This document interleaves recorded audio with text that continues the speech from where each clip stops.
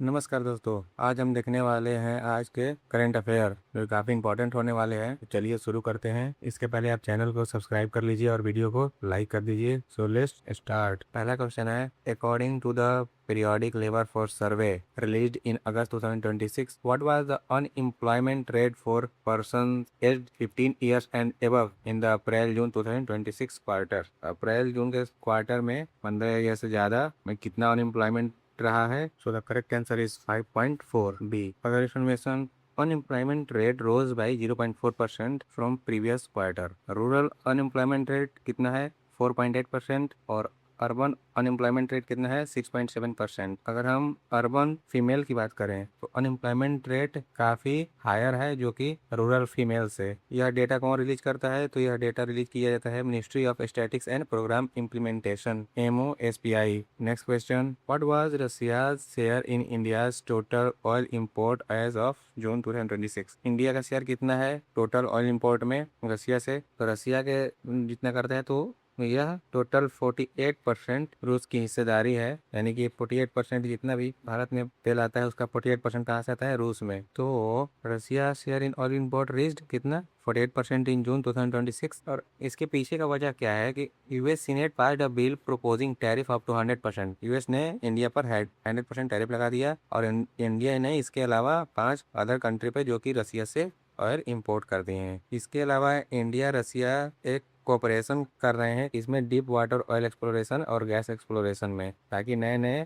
तेल और गैस के रिसोर्स को ढूंढा जा सके। इसके अलावा यह इतना ज़्यादा यानी कि 48% हमें ये भी दिखाता है कि India continue strategic reliance on Russia supply, यानी कि भारत रसिया की सप्लाई पर सैंक्शन के बावजूद ही ज़्यादा निर्भर है। नेक्स्ट क्वेश्चन है, government of India recently introduced a bill in Lok Sabha to rename the state of Kerala. What is the propose new name? तो केरला का नया नाम क्या है? केरलम। केरलम रखा गया है। यह जो है लोकसभा में पेश किया गया, यानी कि सेंटर में भी जहाँ भी केरला जिक्र आएगा वहाँ पर केरलम लिखा जाएगा। हालांकि स्टेट गवर्नमेंट उसका यानी कि केरला गवर्नमेंट पहले ही इसका नाम केरलम रख चुका है। कब? देखिए, Kerala assembly has passed a resolution for the name change 2 years earlier, यानी कि 2 साल पहले ही केरला राज्य का अपना नाम बदल के केरलम कर दिया था, लेकिन अब सेंटर में भी पास हो गया है। The amendment will made to first schedule to the Indian constitution. और ये जो अमेंडमेंट होगा किस में होगा? ये इंडिया के फर्स्ट शेड्यूल में होगा। और अगर हम आर्टिकल की बात करें तो article 3 of the constitution empowers parliament to change the name of existing state. यानी कि जब आर्टिकल पूछा गया तो कौन सा आर्टिकल इसके लिए जिम्मेदार है जिसमें सेंटर किसी भी राज्य का नाम चेंज कर सकता है? वो है article 3। The bill was introduced by minister of state for home affairs. और वो कौन है? नित्यानंद राय, यानी कि नित्यानंद राय ने सेंटर में इस बिल को इंट्रोड्यूस किया है। अगला क्वेश्चन है, which former chairman of Jharkhand public service commission was recently arrested by the CID for alleged corruption in the 14th civil service preliminary examination. तो वो है एल खियांगते। एल खियांगते हैं। अगर हम इनके बारे में और बात करें इसके बारे में तो he was accused of taking 2 crore from the agency TDPL से, यानी कि 2 करोड़ टीडीपीएल से लेने का उन पर एक्यूज हैं। L Khiangte become the 7th IAS और former IAS officer from the Jharkhand cadre to be arrested, यानी कि 7वां है जो कि झारखंड कैडर के आईएएस ऑफिसर अरेस्ट हुए हैं। और investigation reveal plan to sell the individual seat 30 to 40 lakh, यानी कि हर एक सीट को 30 से 40 लाख में बेचने का पूरा इनका प्लान था। इसीलिए student in Jharkhand posted 7 day demanding a CBI proof in the examination. और इसी वजह से आज भी झारखंड में पीसीएस पेपर लीक को लेकर के प्रोटेस्ट हो रहा है, जो कि अब सरकार उनके लगभग सारे डिमांडों को मान रही है। आगे देखते हैं, according to the foreign contribution regulation amendment act, यानी कि FCRA 2026, which of the following is the correct regarding the growth of foreign donation to registered organisation. तो ये क्या है कि यह 2.67 बिलियन इंक्रीज टू बढ़ के हो गया है, यानी कि अब बढ़कर 2.67 अरब डॉलर हो गया है। इसके FCRA के बारे में और हम जाना तो यह FCRA पहली बार कब लाया गया था? 1976 में। First FCRA was enacted in 1976 और यह फिर से इसमें कुछ सुधार करके इसे मॉडर्नाइज बनाया गया किसमें? 2010 में। भारत में लगभग out of approximately 30 lakh NGO, लगभग 30 लाख एनजीओ हैं जिसमें कि only 14,450 are registered under FCRA, यानी केवल 14,450 एनजीओ ही FCRA के तहत रजिस्टर्ड हैं। 2026 bill introduced a design and designated authority to protect asset when registration is cancelled। इस बिल में एक अथॉरिटी के डिजिग्नेट किया गया है जो कि रजिस्ट्रेशन कैंसिल होता है तो उसके असेट को प्रोटेक्ट कर सके। यह क्या है? countries such as या यूएस है, Australia also have such type of foreign funding regulation। इससे क्या होगा कि फॉरेन से जितने भी फंडिंग है उसको रेगुलेट कर सकते हैं, किनको मिलना चाहिए, किसको कितना मिल रहा है, ये सभी एफसीआरए के थ्रू रेगुलेट किया जा सकता है। अगला क्वेश्चन देखते हैं, India one total 17 medal on opening day of the US under 13 Commonwealth fencing championship in which city was the event held. So under 23 Commonwealth fencing championship held in Lagos. और इसके बारे में और अगर जाने तो India tally included 4 gold, 5 silver and 8 bronze medal. Nikhil Wagh won the gold medal in the men's sabre category. Indian fencers reached the podium in all 6 individual category और the tournament concluded on 14th August 2026, यानी कि 14 अगस्त को ये tournament conclude होगा, complete होगा। अगला question देखते हैं, the union finance ministry has given in principle approval in the Wazirabad water supply improvement project. Wazirabad Delhi में है। Which international organisation is assisting this project in principle approval to the Wazirabad water supply improvement project. किसको मिला है ये? तो ये मिला है एशियन डेवलपमेंट बैंक ADB को। अगर हम बात करें तो इसका एस्टिमेटेड कॉस्ट होगा 2574 करोड़ के लगभग। यह क्या करेगा? तो यह मॉडर्नाइज करेगा Delhi water supply and ensure reliable infrastructure. इसके अलावा Delhi is planning 30 year water master plan, यानी कि 30 साल के ये एक मास्टर प्लान बना रहा है। इसके थ्रू जितने भी इसमें कंसल्टेंट कार्य करेंगे उनके लिए लगभग 88.63 करोड़ फंड को अलॉट किया गया है। आगे देखते हैं next question, the tax and other laws amendment bill 2026 proposed a merchant discount rate MDR on UPI transaction above what threshold. तो ये थ्रेशोल्ड 2000 रखा गया है मर्चेंट डिस्काउंट रेट, यानी कि 2000 से ऊपर वाले जितने भी ट्रांजेक्शन होंगे उसके कुछ चार्जेस देने होंगे। और ये चार्जेस कौन बियर करेगा? तो ये चार्जेस शॉप ओनर बियर करेंगे, जिसमें कंज्यूमर को कुछ नहीं एक्स्ट्रा देना पड़ेगा। So the proposed MDR rate is कितना, यानी कि 2000 से ऊपर जितना भी आप पेमेंट करते हैं और उसका टर्नओवर बहुत ज़्यादा है उसका दुकान का, तो वो गवर्नमेंट उससे उस पेमेंट का 0.25% से 0.5% चार्ज कर सकती है। Threshold is expected to affect only 5% of UPI transaction by volume, यानी कि जितने भी भारत में ट्रांजेक्शन होते हैं UPI के थ्रू उससे सिर्फ 5% ही इसके द्वारा अफेक्ट होगा। और it will cover approximately 35% total transaction value, लेकिन यह लगभग 65% ट्रांजेक्शन वैल्यू को कवर करेगा। और निर्मला सीतारमण फाइनेंस मिनिस्टर जो कि हैं, उन्होंने क्या कहा है कि UPI remain free for consumers and small road side worker, यानी कि कंज्यूमर जो पे करेगा उसके लिए तो UPI हमेशा के लिए फ्री रहेगा, और साथ ही साथ जो रोड साइड वेंडर हैं उनके लिए भी यह हमेशा फ्री रहेगा। नेक्स्ट क्वेश्चन देखते हैं कि China recently termed India's move to standardise the name of places in which Indian state as illegal, null and void. तो ये है अरुणाचल प्रदेश को लेकर के इंडिया और चाइना के बीच हमेशा टसन बना रहता है। तो इसके अतिरिक्त इसमें देखते हैं कि क्या क्या और है। India identified 27 places and features in Arunachal Pradesh by their standard name on official map. China claims the region as a part of its territory and does not recognise the state. China कहता है कि भाई अरुणाचल प्रदेश हमारा पार्ट है और हम इसे state नहीं मानते हैं। Chinese foreign ministry spoke person वो चिकुंग इशू द स्टेटमेंट। इस तरह के कौन स्टेटमेंट इशू किया है? तो ये चाइना के फॉरेन मिनिस्ट्री ने। लेकिन इंडिया क्या कहता है कि India remain that Arunachal Pradesh is an integral part and inalienable part of India. ठीक है, यह अखंड और अभिन्न अंग है भारत का। नेक्स्ट क्वेश्चन देखते हैं, how many medals did India win at the 2026 Commonwealth games held in Glasgow. जो कॉमनवेल्थ गेम ग्लासगो में हुआ था उसमें भारत ने कितने पदक जीते हैं? तो वो है 39, यानी ग्लासगो याद रखो 39 टोटल मेडल इंडिया ने वॉन किया है। अब इसके साथ देखते हैं, India finish 4th in the overall medal tally. अगर पूरा मेडल टैली की बात करें तो इंडिया किस नंबर पे है? 4थे नंबर पर। मेडल ब्रेकडाउन वाज क्या इंडिया ने कितना किया? 13 गोल्ड मेडल है, 17 सिल्वर मेडल है और 9 ब्रॉन्ज मेडल्स हैं, यानी टोटल कितने? 39 हुए। India cumulative medal count across all Commonwealth Games edition reached 603, यानी कि अभी तक जितने भी कॉमनवेल्थ गेम हुए हैं उसमें अब अभी तक कुल मिलाकर के भारत 603 मेडल्स अचीव कर चुका है। और India peak medal share was 12.2%, और ये कब था? ये 2010 में दिल्ली कॉमनवेल्थ गेम्स में। नेक्स्ट क्वेश्चन देखते हैं, since the launch of the national institutional ranking framework in 2015, the number of the Indian institution in the QS World University Ranking has increased to how many in 2027 ranking? तो 15-27 में कितना बदलाव हुआ? तो ये है 52 रैंकिंग का बदलाव हुआ है। The number was 11 in the 2025 QS ranking. The information was provided by, ये कौन इन्फॉर्मेशन देता है? Ministry of state for education, Sukanta Majumdar. In Lok Sabha. On दिया ministry of state for education, कौन? सुकांता मजूमदार। NIRF यानी कि national information ranking framework criteria include teaching, research, graduation outcomes and peer perception. The increase reflect the growing global recognition of Indian higher education. Next question देखते हैं. The major earthquake of 7.4 magnitude recently struck in which Latin American country resulting in the at least 111 deaths. किस में आया है? यह है Colombia में। Colombia में काफी दर्दनाक, ये 7.4 काफी हाई इंटेंसिटी होती है जो कि आया था, और काफी मतलब बिल्डिंग्स और डेथ लोगों की हुई है। इसमें थोड़ा सा और देखते हैं कि it was described as the highest magnitude earthquake in that century in the last decade, okay, and the main earthquake was followed by after shock of 2.8 magnitude and 4.8 magnitude. 100 of buildings collapsed, leaving many people trapped under the debris. Rescue operation are going on, और अभी भी चल ही रहा है। अगला question देखते हैं. The supreme court has sought a response regarding this issuance of identity card for persons included in which list in Assam. तो पर्संस को नेशनल NCR यानी कि नेशनल रजिस्टर ऑफ सिटीजन में सुप्रीम कोर्ट में असम में की सूची में शामिल व्यक्तियों के लिए पहचान पत्र जारी करने के संबंध में जवाब मांगा है, तो वह है NRC में। और थोड़ा देखते हैं कि petition refer to the NRC list related to release in 2019।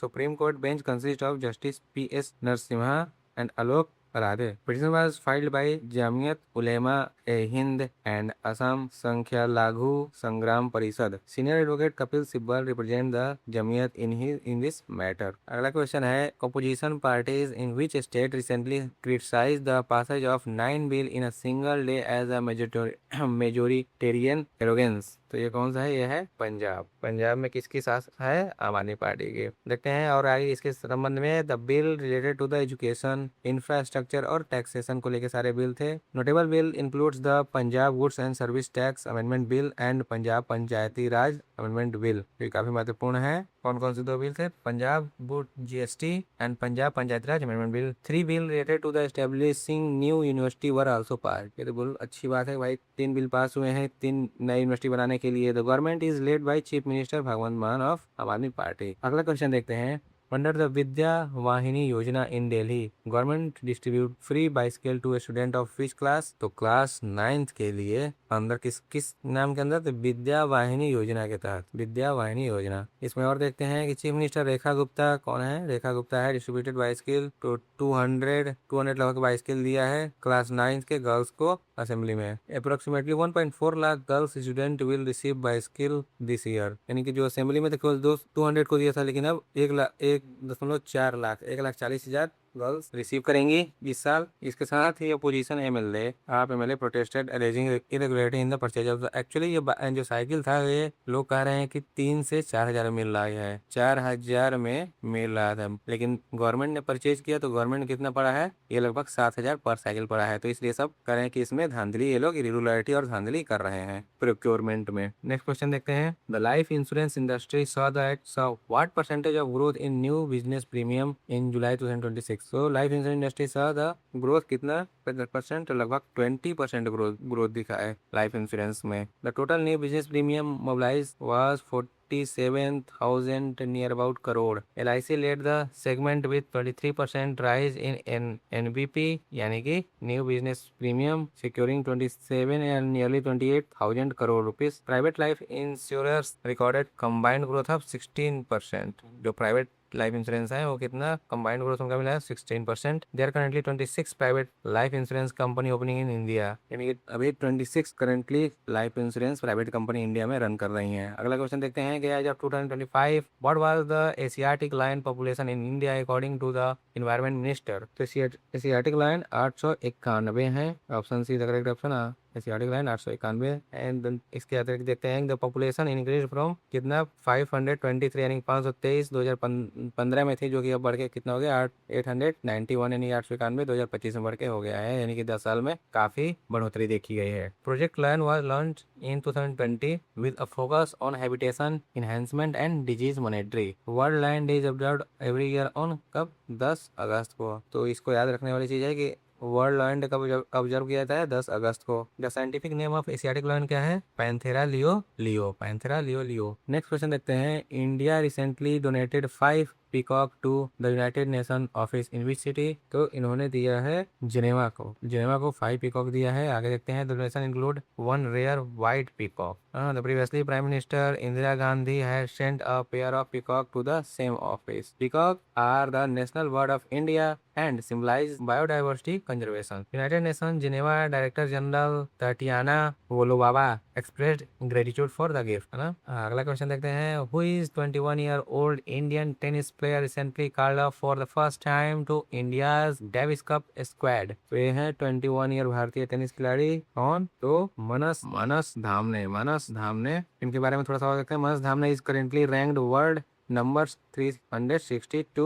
He is India's number 2 single player. India के सेकंड सिंगल प्लेयर हैं, सेकंड नंबर के। India will face South Korea in the Davis Cup world group 1 playoff in September. The team also include experience player such as Sunita Nagal and Yuki Bhambri. Next question देखते हैं, high tech smart street poles installed in the central Delhi are primarily designed to monitor which of the following? तो smart street poles क्या monitor करेंगे? तो ये monitor करेंगे air quality. इस air quality में क्या करेंगे? तो एयर क्वालिटी में PM 2.5 एंड PM 10 को मॉनिटर करेंगे। The poles use mist sprayer to settle dust particle when pollution level is high. They are solar powered, ensuring zero electricity consuming from the grid. The project is a pilot evaluated by the team from IIT Delhi, and the poles update live data on a digital monitor every 5 minutes, यानी कि हर 5 minute पे poles live data को update कर देता है। Next question देखते हैं, the supreme court recently directed a survey of the Agasthyamalai landscape. Which two state does this landscape cover? तो अगस्थ्यमलाई केरला और तमिलनाडु को कवर करता है। केरला तमिलनाडु को कवर करता है। द अगस्थ्यमलाई बायोस्फीयर रिजर्व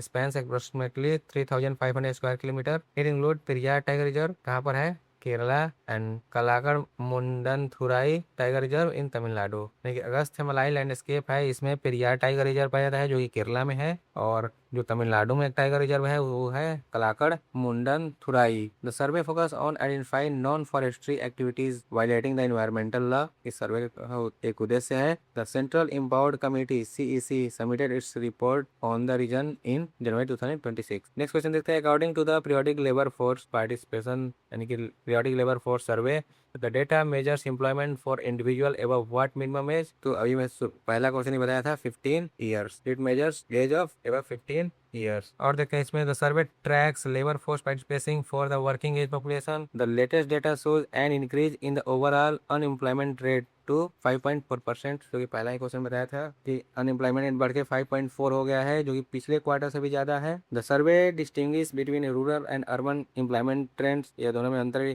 अलग अलग बताता है दोनों को, अर्बन और रूरल में। और urban female unemployment at 80.7% remain a key concern, क्योंकि ये मेल से बहुत ज्यादा जो है फीमेल अनएम्प्लॉयमेंट है। In which year was the first foreign contribution revolution act invited in India? तो इसको भी मैंने पहले बताया था कि for the first time it was enacted in 1976। FCRA was modernized in 2010. Subsequent amendments were made in 2016, 18, 20. 2026 amendment is considered another step in regulating foreign fund, जो कि अभी अमित शाह लाना चाह रहे हैं। वो किस चीज करने के लिए? तो रेगुलेटिंग फॉरेन फंड को रेगुलेट करने के लिए लाना चाह रहे हैं। The government said that this law ensures that foreign funds do not adversely affect India democratic values. देखिए, बहुत लोगों का कहना है कि जो FCRA नहीं होने की वजह से जो है जो फॉरेन फंड्स आ रहे हैं उसको यूज कन्वर्जन में किया जा रहा है और बहुत तरह के अदर इलीगल एक्टिविटीज में की जा रही है, तो उसको रोकने के लिए FCRA को थोड़ा सा FCRA में बदलाव किया जा रहा है। नेक्स्ट क्वेश्चन देखते हैं, the Haryana government recently announced compensation for custodial death. What is the fixed amount for the किन of the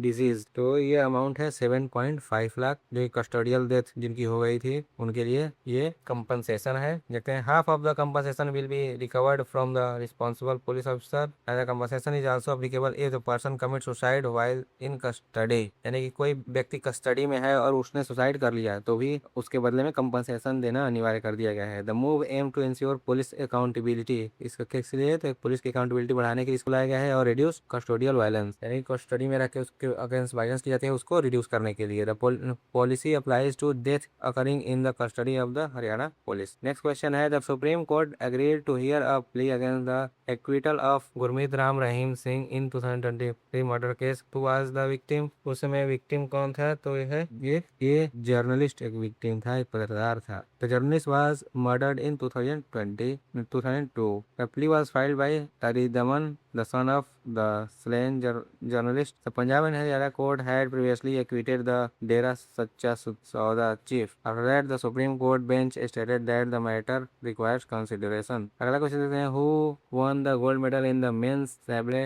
category at the Commonwealth Foreign Championship in Lagos? तो अभी हमने बताया था पहले क्वेश्चन में, तो वो कौन है? तो वो है निखिल वाघ जो है गोल्ड मेडल पाया है मेंस सैबरे कैटेगरी में। India won gold medal on the opening day, पहले ही दिन उन्होंने गोल्ड मेडल जीता। Lakshya Badsar won the silver medal in the same day and Joy Asita won the gold in the women's foil category and Prachi Lohar won gold in the women's epee category. अगला question देखते हैं, Taiwan recently tested which technology for the first time during its war exercise to prepare for potential conflict? तो किस technology का इसने test किया है? तो वो टेस्ट है इंटरनेट थ्रॉटलिंग। इंटरनेट थ्रॉटलिंग को टेस्ट किया है। Throttling is intended to prioritise critical communication during wartime. The test is a response to the perceived threat of a digital blockade.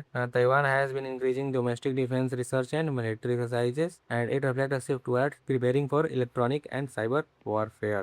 Okay, next question देखते हैं, the third phase of intra state green energy corridor is expected to have an outlay of more than how many crore? तो third phase of intra state green energy corridor कितने इसके चाहिए? तो ये लगभग चाहिए 50,000 crore. Option C the correct option, 50,000 crore. आगे देखते हैं कि the scheme is in the final planning stage and awaits union cabinet approval. Focus will be transmission lies in renewable energy rich state, and the phase 2 of the green energy corridor is expected to be completed in next 2 years. The objective is to efficiently evacuate renewable energy from production side to the grid side. Second last question देखते हैं, what was the urban female unemployment rate according to the periodic labor force survey data for the April June 2026 quarter? It was 8.7। 5.4 किसका है? ये है overall unemployment rate. और अगर girls की बात करें तो कितना है फीमेल की? तो 8.7 है। The urban male unemployment rate was 6.1। केवल मेल अर्बन एम्प्लॉयमेंट रेट कितना? 6.1। ओवरऑल अर्बन अनएम्प्लॉयमेंट रेट कितना है? 6.7। Overall only urban unemployment rate. Rural female unemployment rate है 4.7, जो गाँव में औरतें रहती हैं वो कम अनएम्प्लॉयड है। This figure highlight that persistent gender gap in urban employment opportunity. Last question of this session. The Allahabad High Court recently ruled that a government servant is not eligible for maternity leave if he has how many or more living children. So 2 से ज़्यादा बच्चे हैं जिनके, उनको अब 2 से ज़्यादा जो 2 बच्चे हो गए हैं उसके बाद जिनका बच्चा होगा उन्हें मैटरनिटी लीव नहीं मिलेगा। The court stated that if a woman has 2 or more living children, she cannot claim leave for a third child as a maternity leave. In case of the miscarriage abortion, there is a separate provision for 6 week of leave. उसके लिए अलग provision बनाए गए हैं 6 week के leave के लिए। The ruling emphasized the state's policy on population control and service rules. The court made this observation while dismissing a petition filed by a government servant. Thank you for watching। और जो भी इस channel को subscribe नहीं किया है please subscribe कर लीजिए और वीडियो को लाइक कर दीजिए। मिलते हैं नेक्स्ट वीडियो में।